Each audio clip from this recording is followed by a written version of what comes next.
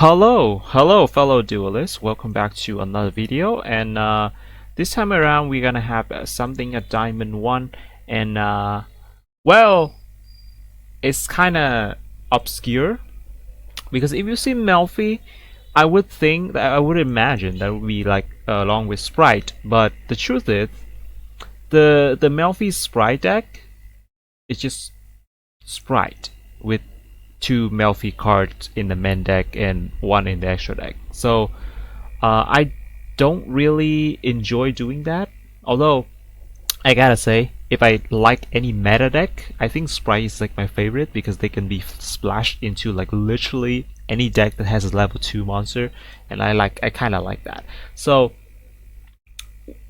I always enjoy the pure Melffy version with a lot of Melffy monster. And back in the day, I did have some deck with it, like Rescue Cat, Obedient School, and all that stuff. So I tried to build it. You need to have like an advantage over the build with Spright. So what do we have here to reach Diamond 1 with this? Well, I did do it. So let's get into the deck list right here. This is obviously a pre-recorded video my friend sent to me because I can no longer log in the game through Steam anymore, so yeah. Tragedy. Anyway, let's go to the deck list right here. So what's your advantage over the Spright version? Well, I'm gonna say it right now. If you play a lot of Melffy monsters, right, then they can always jump into the field at the end of the turn. So you don't necessarily have to normal summon anything. So that's the thing, right? Spright need the normal summon is very important. It's super important actually. This, you don't need it. At the end of the turn, you just jump, Wally into your field, or like dog, puppy, or like catty. You don't need the normal summon.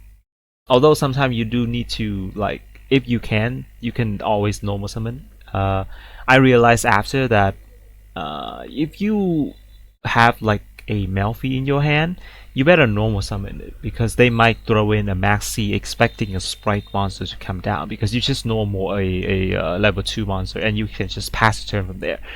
This deck has no way of playing around Maxx, but it's very funny because if you activate Obedient School and they throw in Maxx, you just jump into the rank 2 monster. Let's just go card by card. So first off, we have a very small Tri-Brigade package here with Nervall, 2 Nervall, 1 Kitt, and 2 Kerass. So I still need things to close out games, so I wanted to run some power to brute force. So that's one of the things. Of course, we still have 3 Maxx good card this format because they don't run Ash. Well, they do sometimes, but technically Ash is not a good hand trap in this format, but they still run it because they are afraid of Maxx, and that's just Maxx alone, right? I'm not running Ash, but Maxx hurts a little bit, but we can definitely adjust our plan according to my opponent throwing Maxx or not. Next up, we have Kalantosa. I'm just running 1 because there's some shenanigan with this that I can activate 2 activation at in 1 turn, so I don't have to run 2 of these.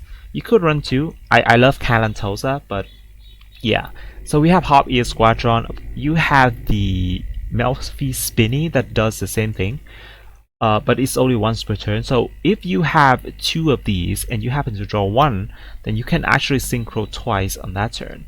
And this monster right here is particularly important for one of the interaction with Kalantosa, where you summon Kalantosa off the puppy, and then you want to dump it into the graveyard if you already have Joyous Melffy on the field. So you can activate Joyous Melffy, bring back the Kalantosa that used to sync off with the Ear Squadron. So the only way to dump the Kalantosa on the field to the graveyard in that same turn using Ear Squadron, and then you bring it back and you pop another card. And of course, if they are tier, it doesn't matter.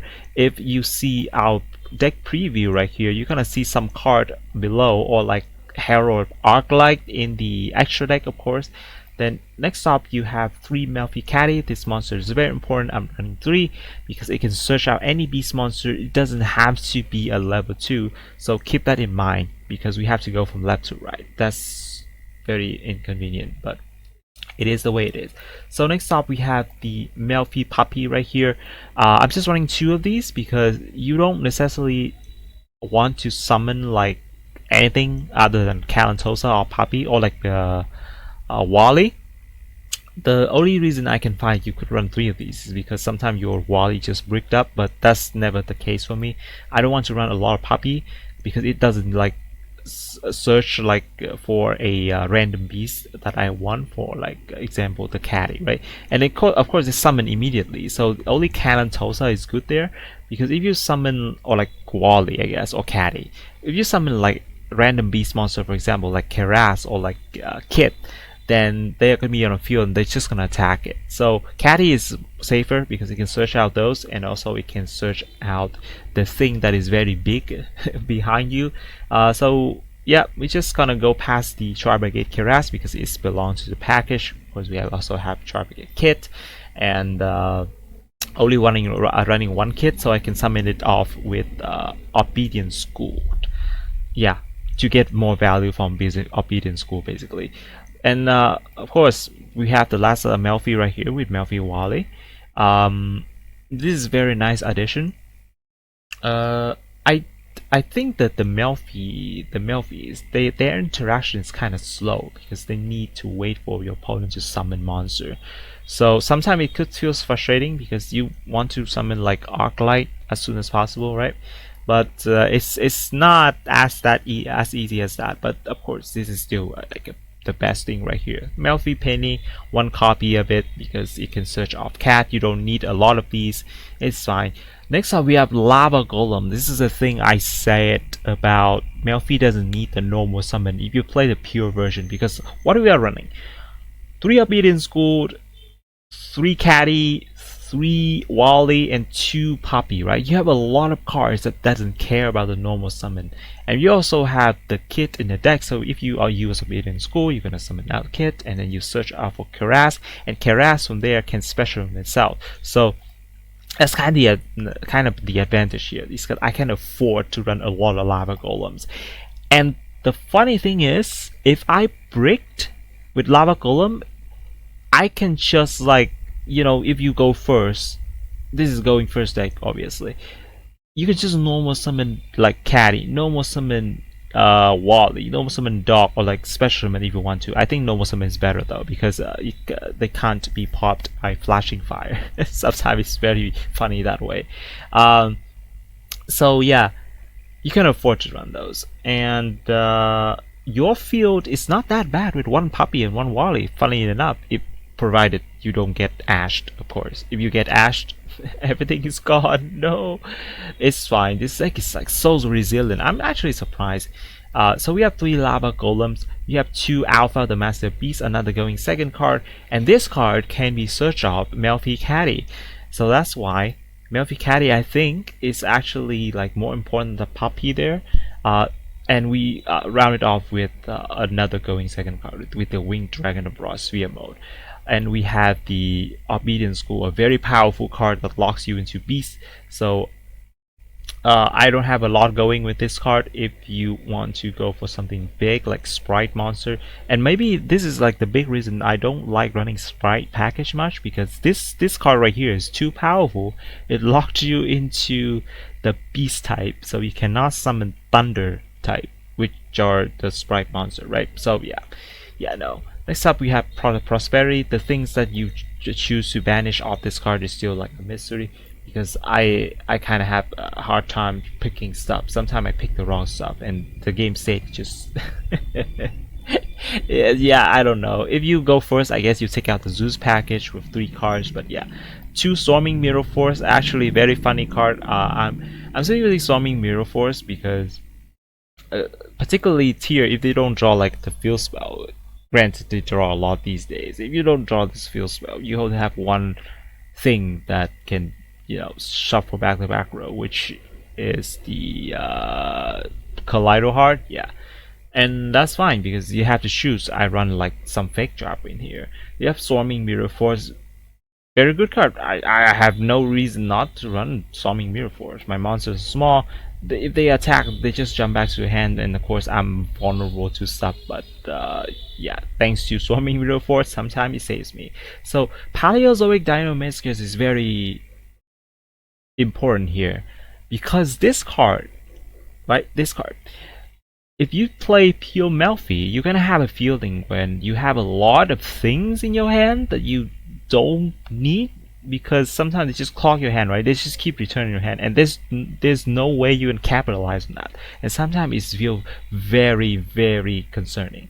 So I want to exchange those hand advantage, not field, because they lose a lot of tempo, but they have your hand advantage. This card is very, very powerful card, but you have to discard one card. With the Melffy keep jumping back to your hand, and particularly after one Melffy Wally activation, you don't want to use Wally again. I don't think you want to, because you just want your cat and dog in your hand. Because after that, Melffy Wally kind of dead. Because you summon a lot of things on your deck, then your Wally is gonna have no target left, and it's kind of slow on the interaction as well. So Paleozoic Dinomischus is a very important card. Capitalize on the advantage on your hand, and just punish those cards, especially like Kitt, Kalos, Rhino, Soliac, all that stuff. Next up, we have 3 evenly matched. If you notice, this deck has like a lot of powerful options going second, right? You have 3 Lava Golem, 3 Maxx, 2 Alpha, 1 Sphere Mode, and 3 evenly matched. That's just insane. I think that's just the reason why I'm able to reach Diamond 1 with this, because if I see tier and Lava Golem is especially Lava Golem, and then with evenly matched and Maxi Alpha, it's just gonna slam tier. And I'm very happy with that, because with this particular format, you want to run Lava Golem, but then your deck needs to be good running Lava Golem. You don't have to like kick yourself in the butt to run that. So with this deck, I can do that, because at the end of the turn, I can just summon all my Melffys, and that's a great comeback. So last top it off, we have 3 copies of Soul Drain, because the only thing that activates in the graveyard is 2 Nervall, and if I can lock out here, I don't think that matters. This card also works against like Flow Wanderers, and yeah, that's why we're running Soul Drain, and drawing Soul Drain off the going second card like Lava Golem is just cherry on top, and I did that a lot of times too. It's kind of funny. Next up in the extra deck, we have 1 copy of Herald Acolyte, very important card. You want this so you can stop the tier from sending monster from the deck to your hand to the graveyard. We have 1 copy of Merry Melffys. This card is also very important, because sometimes if they can't do anything to your board, they're gonna attempt to Zeus you. And instead of summon Acolyte, you just summon this one and kick your Exceed back into the deck, and that is nice, because if you have like a Soul Drain face up, they're gonna want to pop it. Next up we have Chengying. This is a little bit of a obscure pick, because you can go into it, but it's kind of hard because you need to have Pinny plus like an Alpha. But it did win me a couple games. They are not in replays, but it did win me a couple games, and I did like it a lot. So yeah, there's that. So next up we have Ronin, Racoon, Sandayu. This is just to deal with like the towers, for example the Ignitus stuff, because I'm not running Underworld Goddess. Oftenly, if I get a lot of monster on my field, it's gonna be thanks to the Obedience Gourd, and that locks me into Beast. So yeah, cannot run Underworld Goddess, so I run Sandayu instead. Sometimes you can OTK with. I don't think it's that likely though, because this deck is not focused on OTK obviously. And we have the Zeus package right here with Sky Calvary Centaurea, and Downerd Magician, Zeus, all that stuff. We have the 2 Exceed monster with Melffy of the Forest. Actually, this monster, you think that would be like the heart and soul of the deck. It's actually not, because I draw a lot of Melffys. Obviously, I'm playing like a big Melffy package, right? So I draw a lot of Melffy. So it doesn't necessarily need Melffy of Forest to search those into your hand. So I'm going to tell you what is more important in the pure Melffy deck. Is that the second one. Joyous Melffy is an absolute beast, literally, because you can like tag out. This is my option against Maxi, right? If I activate Obedience School and they just Maxi, I just go into this one because I can summon Catty, I can summon Kalantosa, I can summon Kitt, I can summon Wally, I can just summon all of those because in my opponent's turn during the draw for your standby phase, if you have a toggle on, I'm just gonna tag out and summon all of those back into my field. I give my opponent like 2 draw, of course, but it's still better than like end your turn. You just go into this one, and in your opponent's you just tag out. You just summon back all 3 of those, and yeah, that's kind of a lot of interaction. If you play the pure Melffy deck, you're gonna know like some of those have like insane interaction, and that's what I love about pure Melffy because you have like a lot of things that you don't normally consider in Spright, and with Spright you just play like pretty much like telegraphed Catty, add Pinny to your hand, and then you sync up into Mary or like Arclight, and that's kind of boring sometimes, or like link into Avermax sometimes. Yeah, that's kind of boring after time, so I stop. So let's just we have Onibimaru, and next up we have gigantic Spright. Okay, I lied. There are 2 Spright cards in the extra deck. Oh no, there's one gigantic Spright and one Spright Elf after. But yeah, obviously you run those because they're level 2, the level 2 support. Obviously you run those, so that's not something to be doubted here. Because the Spright Elf, it's kind of nice. It's kind of nice to be honest, because you can summon back like a Melffy on your turn, and your opponent so you can summon back another Melffy too. And sometimes Spright Elf makes a gigantic strike with 3,200 attack, and that's kind of big. Sometimes you just need to go into the big Zeus, you know, against like an anti-meta deck. It's not tier deck though. You don't go Zeus into tier. That's just absurd. We have Tri-Brigade Nervall, Spright Elf, and finally we have the Tri-Brigade Shrek.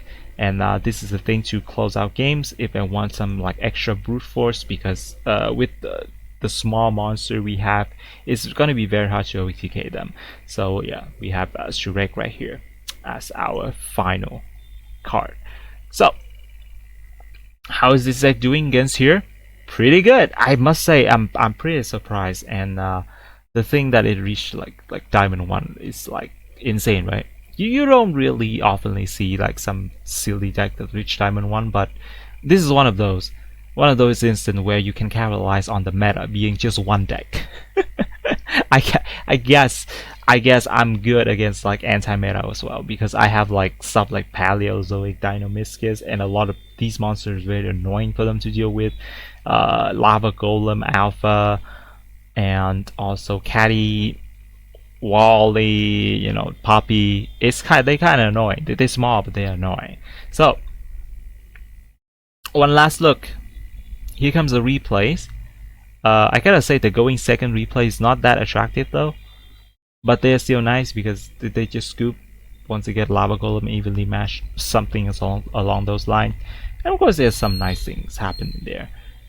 Thank you for watching. I'll see you next time. Bye.